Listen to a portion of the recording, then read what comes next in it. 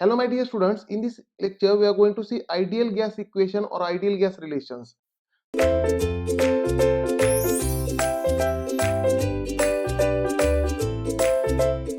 Now for any gas to be an ideal gas, the condition is that any gas behaves as an ideal gas at very low pressure or at very high temperature. This is very important condition. At very low pressure or at very high temperature, any gas behaves as an ideal gas. Let us understand this concept. Now my dear students, the ideal gas equation here, the ideal gas equation is nothing but PV is equal to MRT. This is your ideal gas equation. Now here this P is nothing but, here P is nothing but pressure of that gas, which is in Newton per meter square, that is Pascal, pressure in Pascal. V is volume of that gas in meter cube. M is mass of that gas, in kg. R is gas constant. Here R is also called characteristic gas constant. Simply it is called gas constant, or it is characteristic gas constant. The unit of this gas constant is joule per kg Kelvin. The unit is joule per kg Kelvin. And then lastly temperature T. T is temperature in Kelvin. The temperature will be in Kelvin, right? And my dear students, this is a ideal gas equation, or also called perfect gas equation. So here perfect gas equation is nothing but ideal gas equation, right? Here PV is equal to MRT is the ideal gas equation, therefore valid only for gases. This equation is valid only for ideal gases. So my dear students, here the condition for applying this equation is, for any gas, this ideal gas equation is valid if the gas is at very low pressure or at high temperature. Let us understand this condition. Now my dear students, here PV is equal to MRT. This is a gas equation, therefore this temperature must be at least equal to boiling temperature. Therefore what is the minimum possible temperature, so that we can apply this equation? This temperature must be equal to boiling temperature, because after boiling only any substance can convert into gaseous state. Now here, as the pressure on the gas decreases, see, when your pressure on the gas decreases, then its boiling temperature also decreases, right? Then its boiling temperature also decreases. Means when your pressure decreases, boiling temperature decreases, so that the gas will boil at lesser temperature, and hence we can apply the ideal gas equation if it becomes into vapor state or it becomes in gaseous form, right? Therefore you can see that in Himalayas, let us say this is the earth level and here this is Himalaya ranges. Let us say this is a Himalaya, right, Everest. Now here on earth level, the atmospheric pressure is, average atmospheric pressure is P atmospheric is nothing but 1.01325 bar. This is the atmospheric pressure on sea level, right? But my dear students, as we go up, pressure goes on decreasing. And on the Himalaya, the pressure is very less as compared to atmospheric pressure. Therefore, because of this very less pressure, at the top of Himalaya, water starts boiling at 20 or 30 degrees Celsius only. But at atmospheric pressure, water starts boiling at 100 degrees Celsius. Therefore, whenever pressure on the substance decreases, then its boiling temperature also decreases. And at very low pressure, the boiling temperature is also low. Hence, the substance will be in gaseous state, so that we can apply PV equal to MRT, because this is only ideal gas equation. Now, this is the first condition. Let us understand the second condition. At very high temperature also we can apply the ideal gas equation. Let us say the pressure is atmospheric pressure only. Therefore let us consider the example of H2O. Now at atmospheric temperature we have to heat H2O at more, the temperature must be more than 100 degrees Celsius, then only it will be in vapor state, right? That means it is in gaseous state if temperature of water is more than 100 degrees Celsius at 1 atmospheric pressure. Means we have to heat, we have to move up to the higher temperature, then only we can convert into gaseous form, and then we can apply this ideal gas equation. Therefore the condition for ideal gas is that any gas behaves as an ideal gas at very low pressure or at a very high temperature. And at very low pressure or at a very high temperature, we can apply PV is equal to MRT, which is nothing but ideal gas equation. Let us understand this ideal gas equation. Now here PV is equal to MRT. PV is equal to MRT. This is our ideal gas equation. Now let us consider this volume on right side. Therefore P is equal to mass divided by volume into RT. and mass divided by volume is density. Therefore, P is equal to rho RT. Therefore, density is equal to pressure divided by RT. This is the density of gases. This equation is for gases only, right? Therefore, density of gas is a function of, it is a function of pressure and temperature of gas, right? As the pressure increases, density also increases, and as temperature increases, density decreases, means gas becomes lighter. That is, this is called buoyancy effect in fluid mechanics, my dear students. When temperature of any substance increases, its density decreases and this fluid becomes lighter and it will move in upward direction. This is called buoyancy effect, right? That means density of gases is variable, right? Again, in this equation, PV is equal to mRT. Let us take this mass on left side. Therefore, P into volume divided by mass is equal to RT, and volume divided by mass is specific volume, that is meter cube per kg. It is a specific volume. Therefore, PV is equal to RT. Again, this is the ideal gas equation. PV is equal to RT, where V is a specific volume. Now, in this equation, that is PV is equal to mRT, R is called gas constant. R is called gas constant, or it is also called characteristic gas constant.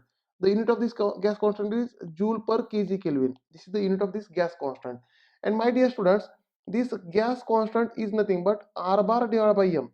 This gas constant is nothing but R bar divided by M, where in this equation R bar is universal gas constant. Here this R bar is universal gas constant. That means this R bar is constant for any gas. Therefore, this R bar value will be equal to 8.314 joule per mole Kelvin. It will be joule per mole Kelvin, or also called kilojoule per kilomole Kelvin. Kilomole Kelvin. It is either in joule per mole Kelvin. If I want to convert joule into kilomole, then joule into kilojoule, then I have to convert this mole into kilomole, right? Kilo will get cancelled. Therefore, we can say this R bar is equal to, if I want to write in joule per kilomole, then it will be 38314. It is joule per kilomole Kelvin. Kilomole Kelvin. This is universal gas constant, and capital M is nothing but molecular weight of that gas. Molecular weight of gas. Now, as gas changes, the universal gas constant is always same, but the molecular weight changes. Hence, this R bar by M, which is nothing but gas constant, changes. Right. Now, this molecular weight of few gases that we are going to see. Right. Let us see the few gases which is having molecular weight, different values. Right. Now here, this gas constant is nothing but universal gas constant divided by molecular weight, where this universal gas constant is nothing but 8.314. It is joule per mole Kelvin, joule per mole Kelvin, or also called kilojoule per kilomole Kelvin. Therefore, the value is 8314 joule per kilomole Kelvin, kilomole Kelvin. Right. Now, this M is molecular weight. Now, let us understand this molecular weight. Now, molecular weight of hydrogen, H2, molecular weight of hydrogen. The atomic mass of hydrogen is 1. Therefore, there are 2 H2. H2, there are 2 H. Therefore, molecular weight will be 2. Right. Molecular weight of hydrogen is 2. Right. Molecular weight of nitrogen. Molecular weight of nitrogen. Now, my dear students, the atomic mass of nitrogen is 14, but here it is N2. Therefore, the molecular weight of nitrogen will be 14 into 2, that is 28.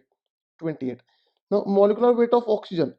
Now, atomic mass of oxygen is 16, but here there are two O's, that is O2. Therefore, 16 into 2, the molecular weight of oxygen is 32. Molecular weight of oxygen is 32. Let us understand the molecular weight of carbon dioxide, CO2. The atomic mass of carbon is 12 and atomic mass of oxygen is 16, but there are two oxygens. Therefore, 16 into 2, 32. Now, therefore, CO2, for CO2 here 12 plus 16, it is nothing but 44. Therefore, molecular weight of CO2 is 44. Now, molecular weight of air. Now, my dear students, let us find molecular weight of air. Now, my dear students, air is nothing but 79% nitrogen and 21% oxygen. Air is nothing but 79% nitrogen plus 21% oxygen. Therefore, in air, there will be 0.79 nitrogen plus 0.21 oxygen.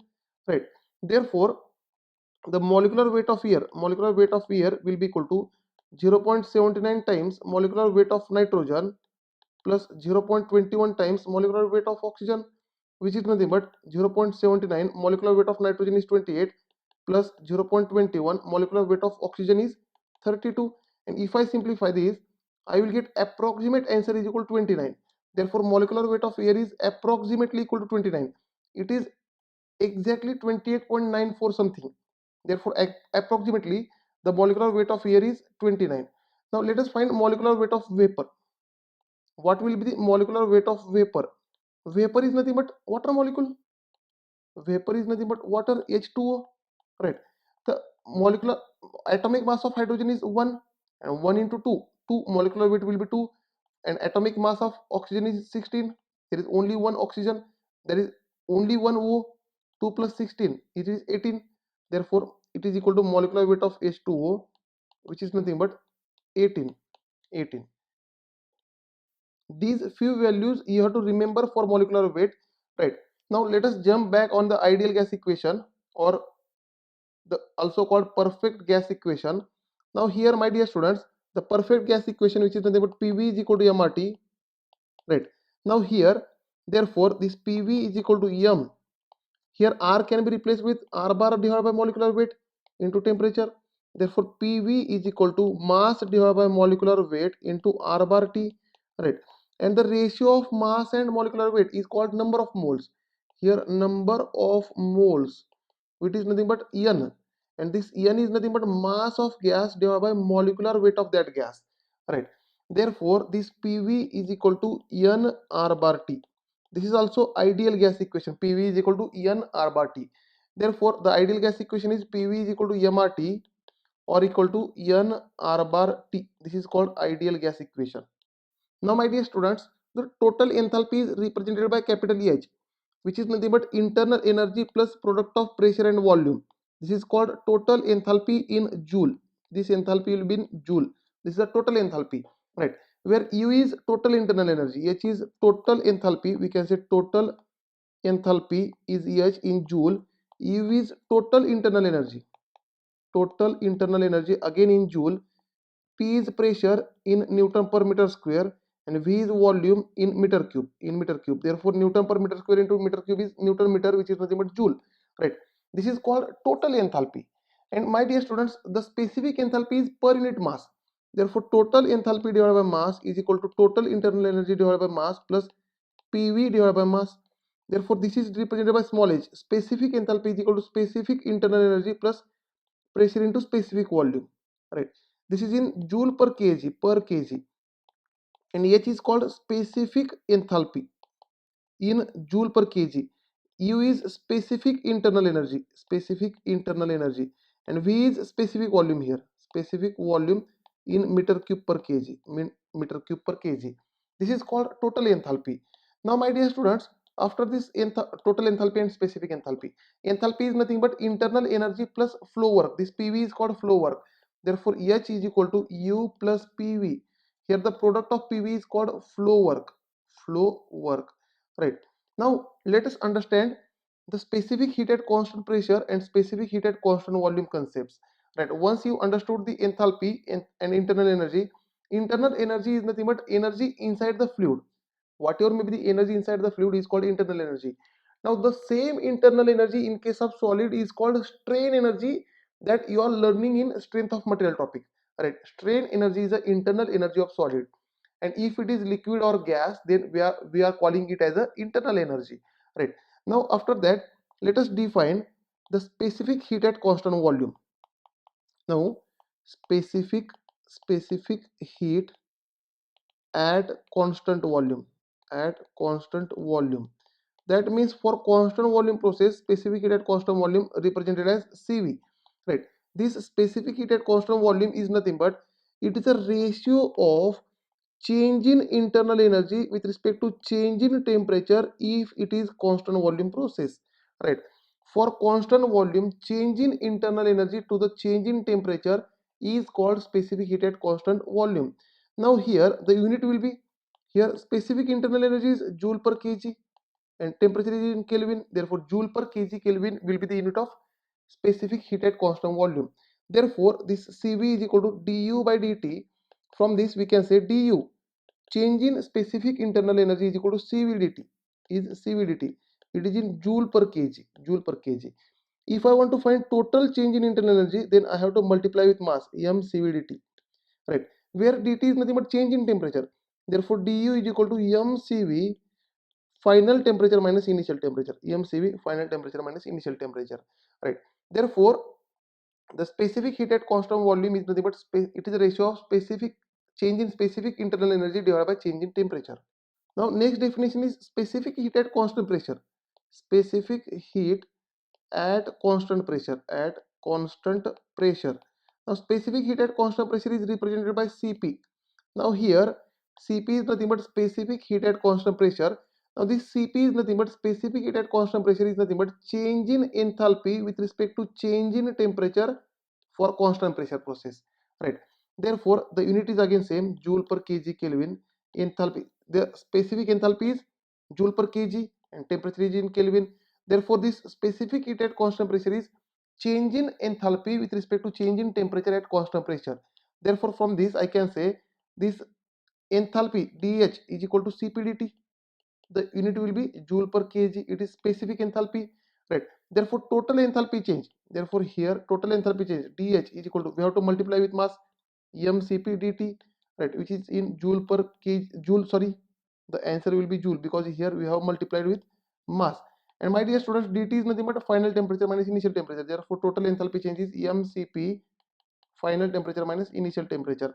Now here, so let us understand, for internal energy we have to use Cv, specific heat at constant volume, and for enthalpy we have to use Cp, that is specific heat at constant pressure. Now after defining this specific heat at constant volume and specific heat at constant pressure, now my dear students, we know that here, see, Cv is nothing but du by dt and Cp is nothing but dH by dt, and enthalpy is nothing but U plus PV. Means, can I say enthalpy, here enthalpy is more than internal energy, enthalpy is more than internal energy. Therefore, the specific heat at constant pressure is more than specific heat at constant volume. Therefore, the Cp, specific heat at constant pressure, is always more than specific heat at constant volume. This is always condition, this is always condition, right? And the difference between them is called gas constant. The difference of specific heat, that is Cp minus Cv, is nothing but gas constant, right? Therefore, the difference of specific heat, that is Cp minus Cv, is equal to gas constant, and gas constant is nothing but universal gas constant divided by molecular weight, right? Therefore, we can say the universal gas constant is equal to mCp minus mCv, where m is molecular weight, right?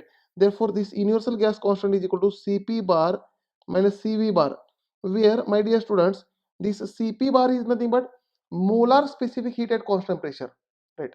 Here Cp bar, which is nothing but molecular weight into specific heat at constant pressure, is called molar specific heat at constant pressure.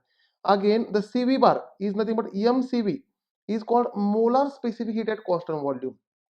Therefore, we can say the difference between molar specific heat is universal gas constant. My dear students, the difference between specific heats is gas constant, but the difference between molar specific heats is universal gas constant, right? And here the ratio of these specific heats, right? The ratio of specific heats, that is specific heat at constant pressure divided by specific heat at constant volume, is called adiabatic index gamma. It is adiabatic index gamma, right? Therefore, the ratio of specific heat is gamma. Therefore, my dear students, let us say here, therefore Cp divided by Cv is gamma. Therefore, from this Cp is equal to gamma times Cv. Cp is equal to gamma times Cv. Therefore, Cp minus Cv is nothing but R. Put here Cp is equal to gamma Cv minus Cv. So the equation becomes gamma Cv minus Cv is equal to R. Therefore, Cv gamma minus 1 is equal to R, is R bar divided by molecular weight, right? Therefore, this Cv is equal to R bar divided by m into gamma minus 1, and Cp is nothing but gamma times Cv. Therefore, Cp we will get gamma R bar divided by m gamma minus 1, right? Now, my dear students, here, so let us write these terms here. Now, let us write this value of Cp and Cv. The ratio of specific heat is gamma.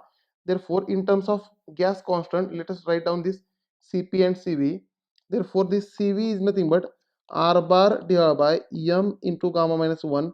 R bar divided by m is gas constant R divided by gamma minus 1. This is Cv, and specific heat at constant pressure Cp is equal to R gamma R bar divided by molecular weight into gamma minus 1, which is nothing but gamma R divided by gamma minus 1, because R bar divided by m is R, right? Therefore, my dear students, for a gas, if gas is fixed, let us say here gamma value, gamma is nothing but ratio of specific heat Cp divided by Cv. This gamma value is 1.67 for monatomic gases. It is for monoatomic gases, atomic gases such as helium, neon, argon, krypton, xenon, all these zero group elements. For these gases, this gamma value is 1.67, which is fixed, and this gamma value is 1.4 for diatomic gases. For diatomic gases, gamma will be equal to 1.4. Such as diatomic gases are oxygen, nitrogen, hydrogen, air. Air is nothing but nitrogen plus oxygen, na? And oxygen and nitrogen are diatomic. Therefore, air is also diatomic. Therefore, for diatomic gases, gamma is 1.4. Generally, in many cycles, air is used. Here, air is used as a working fluid. That's why we are using gamma is equal to 1.4. But my dear students, as it is air, therefore we are using gamma is equal to 1.4. But instead of air, if monatomic gas is given, then you have to use gamma is equal to 1.67. Now, this gamma value for triatomic gases is 1.33. It is for triatomic gases. Triatomic gases, right? Triatomic gases such as carbon dioxide, CO2, sulfur dioxide, SO2. These are some triatomic gases, and for these triatomic gases, gamma we have to use 1.33. So my dear students, let us jump back again on the Cv and Cp.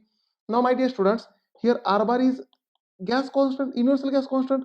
R bar is 8.314 joule per mole Kelvin, and this value is not going to change, which is nothing but again 8314 joule per kilomole Kelvin, which is constant. Means for any gas, R bar is constant. Now, as gas is fixed, let us say monatomic gas. For monatomic gas, gamma is also fixed. Let us say diatomic gas. For diatomic gas, gamma is fixed.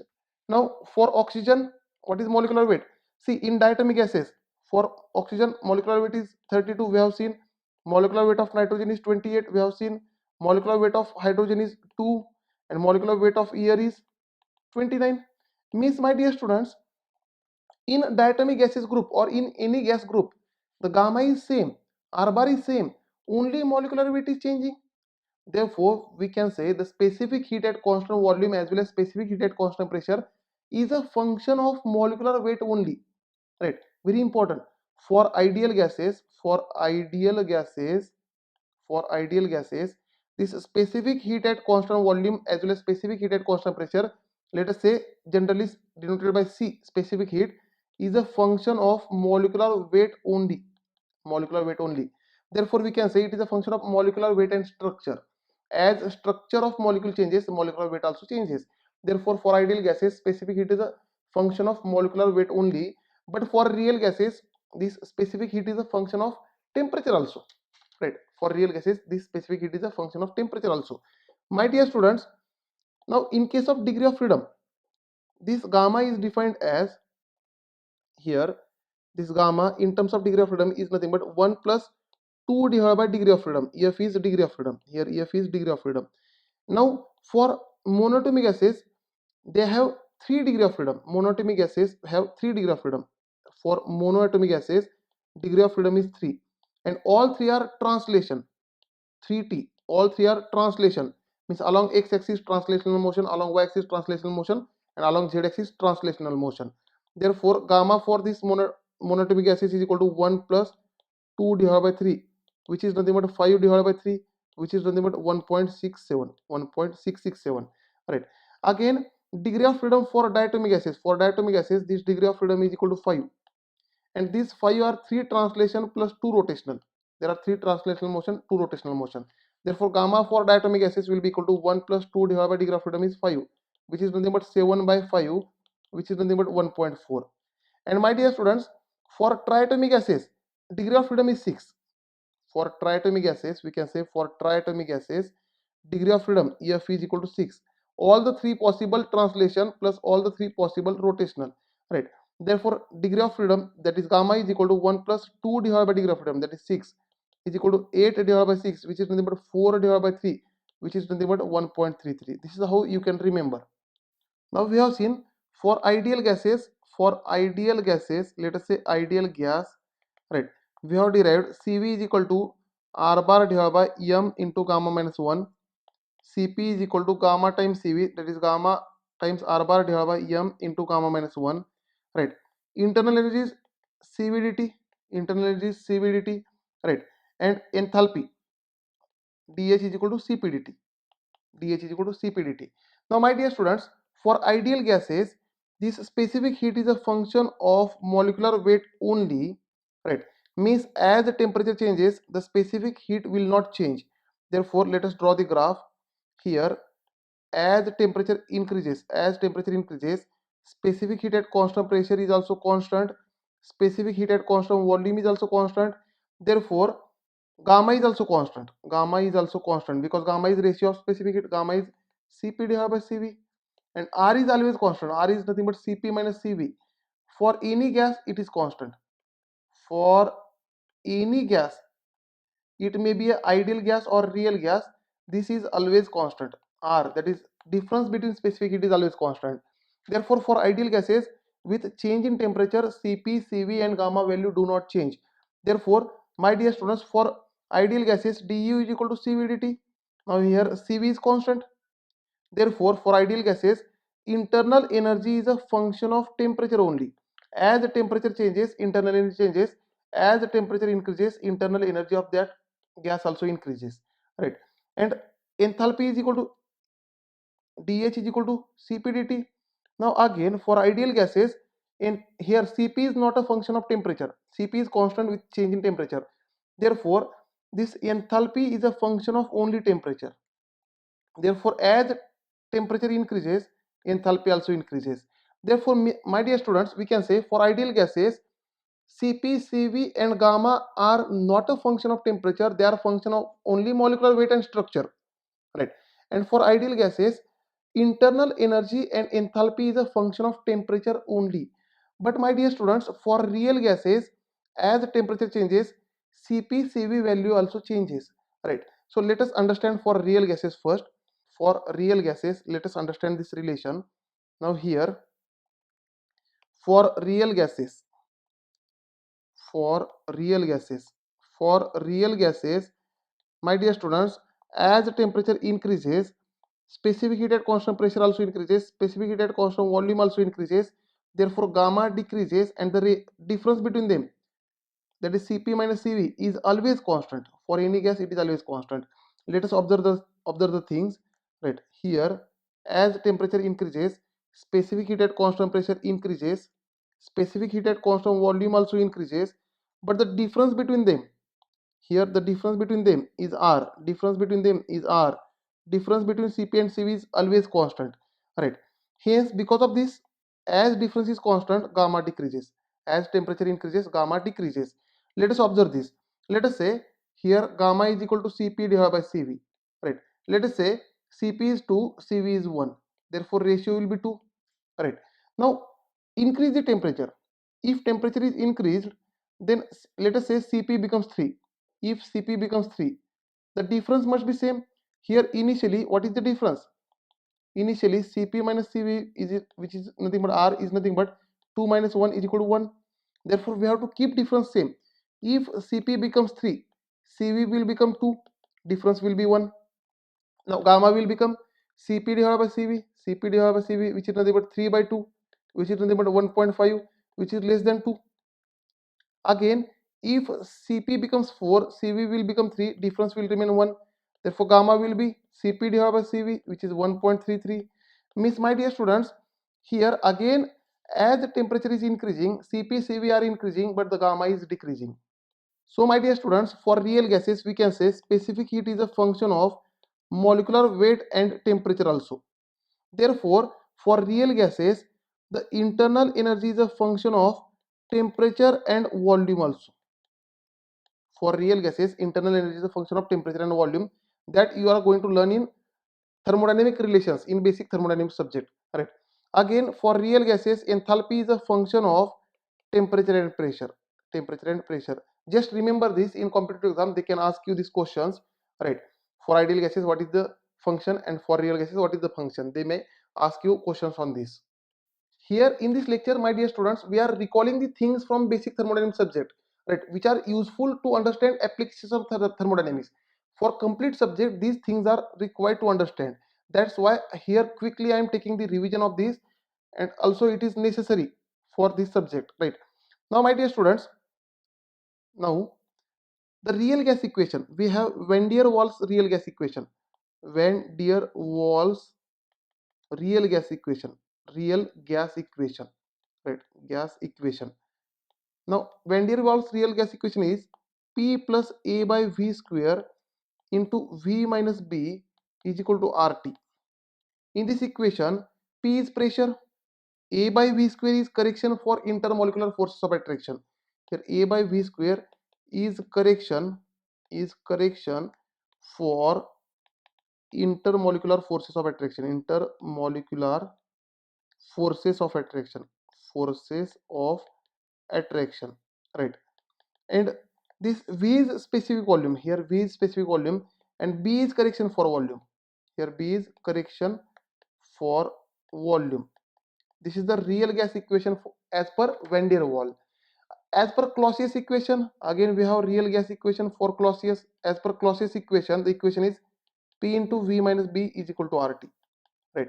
But these real gas equations directly they will provide you in the examination, as well as you are going to learn these real gas equations in thermodynamic relations topic. Now again in this subject we need all the thermodynamic works. Now whenever you talk about thermodynamic work, we have to talk about two systems, that is open system and closed system. Now my dear students, there are two types of system.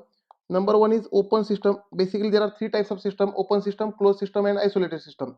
Open system, second is closed system, and third is isolated system. These are the three types of systems. Isolated system, right? Open system is also called flow device. Open system is also called flow device. Closed system is also called non-flow device, right? Now here in case of open system is also called controlled volume. It is also called volume controlled or controlled volume device. Closed system is also called controlled mass device. Controlled mass device, right? And isolated system. Now the meaning of open system and closed system is that if system is open system, then there will be a both energy as well as mass interaction across system boundary. Let us say this is a system, right? If it is open system, the energy as well as mass can enter into the system boundary. Here the energy can go inside as well as energy can go outside of the system boundary, as well as there is a mass interaction. Mass may enter into the system or mass may leave the system, right? This is called open system. The system in which there is both energy as well as mass interaction is called open system. Therefore whenever there is a mass flow, then it is called flow device, and it is an open system and it is a volume control device. Now closed system, second is closed system. Closed system is nothing but the system in which there is only energy interaction across the system boundary, right? And there is no mass interaction. The mass interaction is not possible, not possible. This is called closed system. Now my dear students, in case of open system, examples are turbine is open system, then compressor is open system, turbine is open system, compressor is open system, pump is open system, right? Pump is open system. All the devices used in refrigeration cycle are open system, such as throttle valve is open system, right? Throttle valve is also open system. Condenser open system, condenser is open system. Boiler is open system, boiler is open system, right? Any device which is evaporator is open system, evaporator is open system. Any device which is used in here, used in refrigeration cycle as well as power plant engine, power plant engineering, that such as Brayton cycle, Rankine cycle and refrigeration cycles, in all these devices all are open system devices. Therefore we have to use open system work formulas, right? Closed system, for example IC engine. In case of IC engine, while producing power, it is a closed system. Then football while playing, it is a closed system. And isolated system, isolated system is the system in which there is no mass as well as no energy interaction from with surrounding. there is no mass as well as no energy interaction with surrounding, hence it is called isolated system, such as coffee stored in thermoflask. And whenever there is no mass as well as no energy interaction across the system boundary, then work as well as heat are zero. Work as well as heat are zero for these systems. Therefore, for isolated system, work is zero, heat is zero. So our target is to find work for open system and closed system. My dear students, for open system, work is nothing but, if I draw pressure versus volume diagram, area left to the PV diagram is called open system work. Let us understand here. Now for open system, let us draw pressure versus volume diagram. If I draw pressure versus volume diagram, for any pressure versus volume diagram, area left to the PV diagram projected on pressure axis, let us say 1 to 2, projected on pressure axis, this is called open system work. This is a work of flow system, flow device. Therefore area is nothing but integration, we can say, on pressure axis it is VdP. Therefore open system work is integration VdP. And here open system work, that is flow work, is nothing but minus integration VdP, minus integration VdP. Here minus sign is only correction factor, there is no significance, right? As pressure is increasing, volume is decreasing, hence minus sign, there is only correction factor, right? VdP is flow work, VdP is flow work. And closed system work, if I draw pressure versus volume diagram, on pressure versus volume diagram, area under the process for 1 to 2 process, area under the process is called non-flow work, that is closed system work. Therefore work non-flow, work non-flow, here area is projected on volume axis, therefore it is integration PdV. Integration PdV is non-flow work, integration VdP is flow work. So here there are 5 processes. For 5 processes, let us understand the formula. Basically there are 4 processes, and polytropic process is a general process. So let us understand the various processes. Number one, isochoric process. Isochoric process, my dear students, isochoric process is nothing but constant volume process, right? And my dear students, whenever volume is constant, ideal gas equation is PV is equal to MRT, right? Here volume is constant, therefore we can say pressure is directly proportional to temperature from this equation, right? Here as pressure increases, temperature also increases, right? Directly proportional. Therefore at constant volume, pressure is directly proportional to temperature, and the law is called Gay-Lussac law. This law is called Gay-Lussac law. This law is Gay-Lussac law. Therefore for constant pressure process, or sorry, for constant volume process, that is isochoric process, we can say P2 divided by P1 is equal to T2 divided by T1. T2 divided by T1. This will be the equation of constant volume process. And my dear students, for constant volume, the flow work, for constant volume, flow work is nothing but P V1 minus V2. This is a constant volume flow work, right? Remember the formula. Here we are not going to derive any formulas. Here we are going to see only formulas, because already in basic thermodynamics subject you have derived these formulas. And for constant volume process, work non-flow is a zero. Non-flow process work is zero, means IC engine, in IC engine for constant volume process work is zero, and in flow processes there is a constant volume work, right? Now second process is constant pressure process, is also called isobaric process. Isobaric is also called constant pressure process. Now again ideal gas equation is PV is equal to MRT. Now if pressure is constant, as pressure is constant, we can say volume is directly proportional to temperature. Therefore at constant pressure, volume is directly proportional to temperature. This is called Charles law. This is called Charles law. At constant pressure, volume is directly proportional to temperature. This is called Charles law. Therefore equation of constant pressure process, that is isobaric process, is V2 divided by V1 is equal to T2 divided by T1. And work, for constant pressure process, flow work is zero. Flow work is zero. Therefore in case of Brayton cycle as well as Rankine cycle, whenever there is a constant pressure process, Brayton and Rankine cycle is all are flow devices. Therefore for constant pressure process, work, flow work will be zero. But my dear students, there is a non-flow work, and for constant pressure process, non-flow work is nothing but it is VdP, sorry, PdV. The work is PdV. Therefore it is pressure into V2 minus V1. V2 minus V1. This will be the non-flow work, right? Let us understand the third process. This is isothermal process. Third process is isothermal process. Now my dear students, third process, isothermal process means constant temperature process. Here temperature is constant. Therefore my dear students, the ideal gas equation is PV is equal to MRT. as temperature is constant, therefore PV is equal to constant. PV is equal to constant. Therefore, for constant temperature process, temperature is constant. We can say PV is equal to constant, right? Therefore, we can say as pressure increases, volume decreases because the product of them is constant, right? Therefore, at constant temperature, pressure is inversely proportional to volume, and the law is called Boyle's law. At constant temperature, pressure is inversely proportional to volume. The law is called Boyle's law. Therefore, the equation becomes P2 divided by P1 is equal to V1 divided by V2. V1 divided by V2. This will be the isothermal equation. And my dear students, for constant temperature process is very interesting process, because for constant temperature process, work of flow process is equal to work of non-flow process. Work of non-flow process and is equal to heat, that we will see in heat, is equal to heat, which is nothing but C ln of V2 divided by V1, which is nothing but C ln of P1 divided by P2. P1 divided by P2, where C is nothing but constant, that is temperature. C is nothing but constant, which we can say P1 V1, which is nothing but P2 V2, because PV is equal to constant, na? Constant temperature process means PV is equal to constant.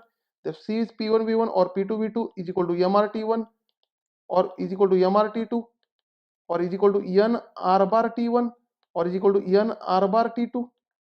This is how we can calculate constant temperature work as well as constant temperature heat. For constant temperature, heat is equal to work, right? Now, after this constant temperature, let us understand the last process, that is adiabatic process. Constant temperature process is very slow process. Constant temperature process is very slow process, and last process is adiabatic process. Adiabatic process is very fast process. Adiabatic process is very fast process. And my dear students, adiabatic process means no time for the heat transfer. It is very fast process. During this process, there is no time for the heat transfer, and if it is reversible adiabatic process, then entropy remains constant. For reversible adiabatic process, entropy also remains constant, along with heat is zero. Now, the equation of this adiabatic process is PV raised to gamma is equal to constant. PV raised to gamma is equal to constant. This is equation of adiabatic process. And if I want to write this equation in terms of pressure, temperature and volume, the equation becomes T2 divided by T1 is equal to P2 divided by P1 raised to gamma minus 1 upon gamma is equal to V1 divided by V2 raised to gamma minus 1. This is the equation of adiabatic process, where gamma is Cp divided by Cv, adiabatic index. Gamma is Cp divided by Cv, adiabatic index. This is very important. This is the equation of adiabatic process. Adiabatic process means heat transfer is zero, and if it is reversible adiabatic, then entropy is also constant, right? And my dear students, for this adiabatic process, the non-flow work, that is closed system work, is nothing but P1 V1 minus P2 V2 divided by gamma minus 1, which is nothing but P1 V1 is nothing but MRT1 and P2 V2 is MRT2. Therefore, MRT1 minus T2 divided by gamma minus 1.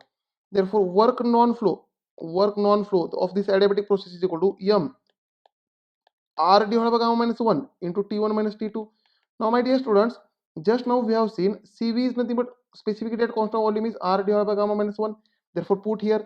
Therefore, work of flow, non-flow process is equal to mCv T1 minus T2. And mCv T1 minus T2 is nothing but U1 minus U2.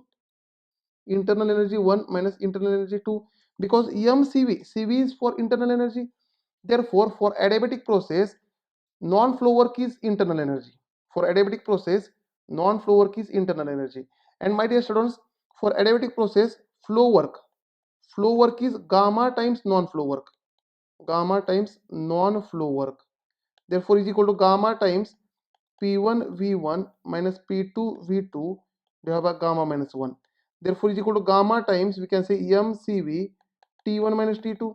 And my dear students, Cp divided by Cv is gamma. Therefore, here we can say gamma Cv, m into gamma Cv. Gamma Cv is nothing but Cp.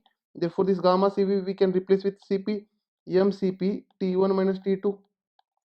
And mCp dt is nothing but enthalpy. Therefore, it is H1 minus H2. Right? It is H1 minus H2, total enthalpy H1 minus total enthalpy H2, because we have multiplied with mass. Right? Therefore, for adiabatic process, flow work is gamma times non-flow work, which is nothing but change in enthalpy, and non-flow work is change in internal energy, which is nothing but mCv T1 minus T2. Now, after work calculation, let us understand heat. Now, my dear students, basically we have two types of heat. In thermodynamics, basically we have two types of heat.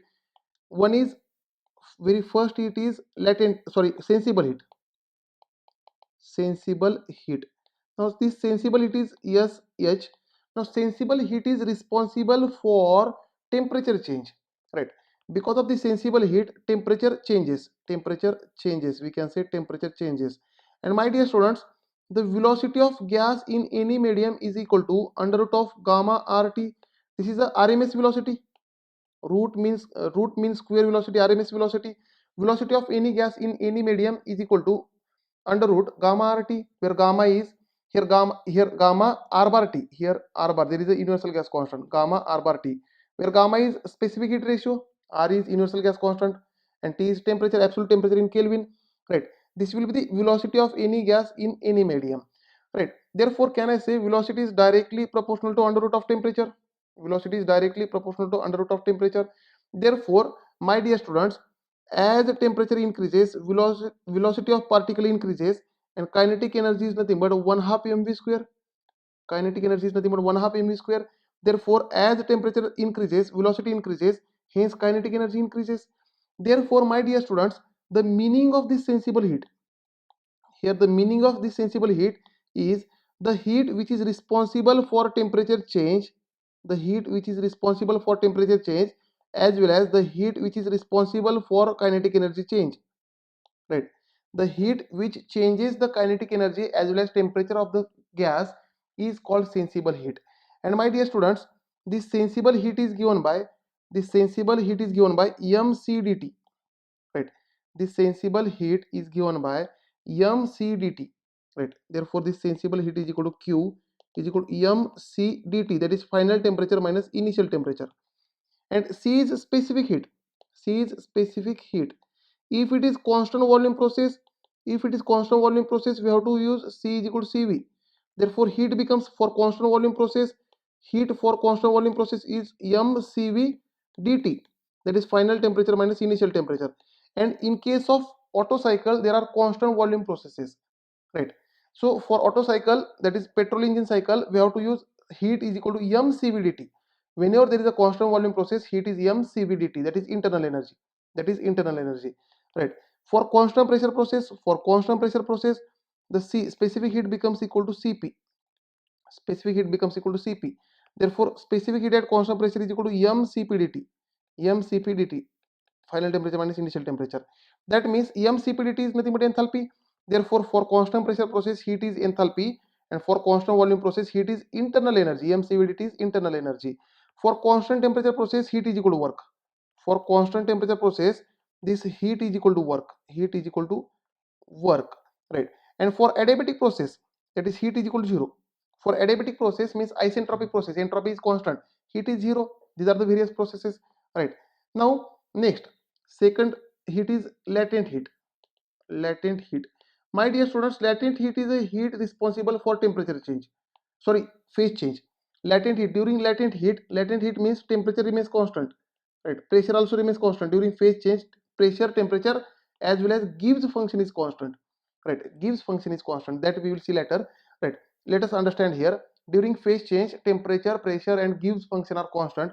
Latent heat is nothing but responsible for phase change. Here latent heat is responsible for phase change, and during phase change, temperature, pressure and Gibbs function remains constant. Here this latent heat is calculated as mass into latent heat. L is latent heat in kilojoule per kg. If I multiply with mass, then I will get total heat. This latent heat can be latent heat of fusion. That means whenever solid is converted into liquid or liquid is converted into solid, then we have to consider latent heat of fusion. Or it may be a latent heat of vaporization. That means whenever liquid is converted into vapor or vapor is converted into liquid, then we have to use latent heat of vaporization. Or this may be a latent heat of sublimation.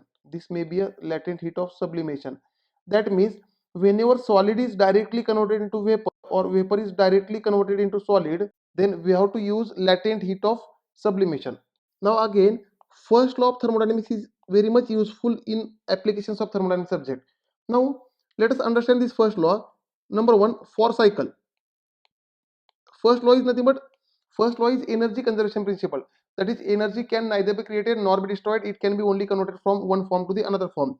Let us say for cycle, if I draw any cycle, let us say on PV diagram, pressure versus volume diagram, let us draw Brayton cycle. 1 to 2 reversible adiabatic compression, 2 to 3 constant pressure heat supply, 3 to 4 reversible adiabatic expansion, 4 to 1 is constant pressure heat rejection. This is called Brayton cycle. This is called Brayton cycle. If 1 to 2 is reversible adiabatic, means P raised to gamma is equal to constant, 2 to 3 is constant pressure heat supply, 3 to 4 reversible adiabatic expansion, and 4 to 1 is constant pressure heat rejection. Now my dear students, for a cycle, cyclic integral of heat is equal to cyclic integral of work. For a cycle, cyclic integral of heat is equal to cyclic integral of work. Here cyclic integral of heat is nothing but heat of process 1 to 2 plus heat of process 2 to 3 plus heat of process 3 to 4 plus heat of process 4 to 1. Heat of all the process, add heat of all the process is called cyclic integral of heat, which is also called net heat. And cyclic integral of work is nothing but work of process 1 to 2 plus work of process 2 to 3 plus work of process 3 to 4 plus work of process 4 to 1, which is also called net work. Therefore we can say net heat is equal to net work. Here we can say net heat is equal to net work. This is called first law of thermodynamics. From this we can say heat supply minus heat rejected, because heat supply is positive heat, heat rejected is negative heat, is equal to work of turbine minus work of compressor. Turbine work is positive, compressor work is negative. This is also called net heat is equal to net work. This is the first law for a cycle, right? And my dear students, area enclosed by the PV cycle is net heat as well as net work. Means this area enclosed by the PV cycle is net heat as well as net work, right? Which is also called net heat or net work. As well as if I draw temperature versus entropy diagram, here temperature versus entropy diagram. For the here 1 to 2 is reversible adiabatic compression, means 1 to 2 is isentropic compression, entropy remains constant. 2 to 3 is constant pressure heat supply, 2 to 3 is constant pressure heat supply. 3 to 4 is isentropic expansion, that is reversible adiabatic expansion, and 4 to 1 is constant pressure heat rejection. This is the Brayton cycle. These cycles are we are going to see later, my dear students. Again, the area enclosed by this cycle, area enclosed by the TS cycle is net heat as well as net work. Therefore, area enclosed by the PV cycle as well as area enclosed by the temperature versus entropy cycle is net heat transfer as well as net work transfer, right? Now, therefore, for a cycle, cyclic integral of heat is equal to cyclic integral of work. This is called the first law of thermodynamics. See, my dear students, this is only revision of basic thermodynamics subject, because I know that already you have learned this subject, but here in applications of thermodynamics subject, we want to use these conclusions. That's why I'm taking this chapter. Right now, for non-flow process, Now, this first law is dq minus dw is equal to du, right? Therefore dq minus dw is equal to du. This is the first law for non-flow process. Here dq is heat interaction, dw is work interaction, and du is internal energy, right? And for flow process, this first law is also called a steady flow energy equation, which is nothing but h1 plus v1 squared divided by 2000 plus Z1G by 1000 plus dq heat is equal to H2 plus V2 square divided by 2000 plus Z2G divided by 1000 plus dw, that is work. This is the steady flow energy equation, where H is enthalpy, V is velocity, Z is datum, that is height, G is acceleration due to gravity, Q is heat, right? And 2 is for exit and 1 is for inlet. That already you have learned in first law of thermodynamics in detail. This is very huge topic. Here I am only recalling the things, right? Now, my dear students, again entropy is very important, because here many times we are drawing temperature versus entropy diagram. Therefore, here entropy is represented by capital S. Entropy is represented by S. Now, change in entropy is nothing but change in heat divided by temperature. Therefore, here we can say dq is equal to TdS. This is again ideal gas equation. dq is equal to TdS. This is also ideal gas equation. Therefore, my dear students, for various processes, process number 1, for constant volume process, this entropy becomes, if I simplify this, this change in entropy ds, which is nothing but S2 minus S1, will become is equal to mCv ln of T2 divided by T1. mCv ln of T2 divided by T1. For entropy, it is mc ln of T2 by T1. For entropy, it is mc ln of final temperature divided by initial temperature. As it is constant volume process, the formula will be mCv ln of T2 by T1. From this only we are deriving these all equations. Now second is for constant pressure process. For constant pressure process, entropy change, that is S2 minus S1, is equal to mCp ln of T2 divided by T1. mCp ln of T2 divided by T1, final temperature divided by initial temperature. Now second, for constant temperature process, as temperature is constant, change in entropy is equal to heat divided by temperature, right? dq divided by temperature, right? Heat is constant into ln of, that we have seen heat for constant temperature process is work. For constant temperature process, heat is equal to work. Therefore, heat divided by temperature, that we have to do for constant temperature process. Now, this is third. Now, fourth, reversible adiabatic process. Reversible adiabatic process means heat is equal to 0. Therefore, entropy change, which is nothing but dq by t. Here, heat is 0 for reversible adiabatic process. Therefore, entropy change is 0. That means S2 minus S1 is equal to 0. Means entropy is constant. Therefore, reversible adiabatic process is also called isentropic process. So, my dear students, enthalpy is nothing but CPdt. Enthalpy is CPdt, and entropy ds is equal to Cp ln of T final divided by T initial. Right? Means total change in enthalpy is equal to mCp final temperature minus initial temperature, and total change in entropy is equal to mCp ln of final temperature divided by initial temperature if it is constant temperature, if it is constant pressure process. For constant pressure process we are using Cp, no. And my dear students, in Rankine cycle as well as in refrigeration cycle, all are constant pressure processes. Heat supply and heat rejection are constant pressure processes. So here in these cycles we have to use these terms, right? If it is constant volume, we have to use here specific at constant volume.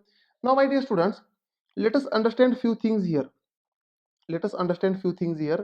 Now, very first thing is enthalpy is equal to U plus PV, that we have seen. Therefore, differentiate this enthalpy, then we will get change in enthalpy. Therefore, as enthalpy changes, internal energy, pressure and specific volume all will change. Therefore, change in enthalpy is equal to change in internal energy plus here product of two variables. Therefore, we have to put one variable constant, differentiate other plus other constant, first derivative. Therefore, it is PdV mathematics plus VdP, right? Therefore, dH is equal to du. Now, if it is non-flow process, PdV is non-flow work. Therefore, du plus dW we can say plus VdP. And my dear students, for non-flow process, this du plus dW is heat. Therefore, dH is equal to dQ plus VdP. Therefore, this dH minus VdP is equal to dQ. dH minus VdP is equal to dQ. And my dear students, dQ is nothing but TdS. dQ is nothing but TdS. Therefore, dH minus VdP is equal to TdS. Again, this relation is very important. Later, we are going to use this relation. Remember all these relations. And my dear students, Gibbs function. Here, Gibbs function is nothing but G. It is represented by G. Gibbs function. It is represented by G. And this Gibbs function is nothing but enthalpy minus Ts. Therefore, if I want to find change in Gibbs function, as Gibbs function changes, enthalpy, temperature, entropy will change, right? Therefore, as Gibbs function changes, therefore dG is equal to dH minus here temperature constant, derivative of entropy, minus entropy constant, derivative of temperature, right? This will be the Gibbs function.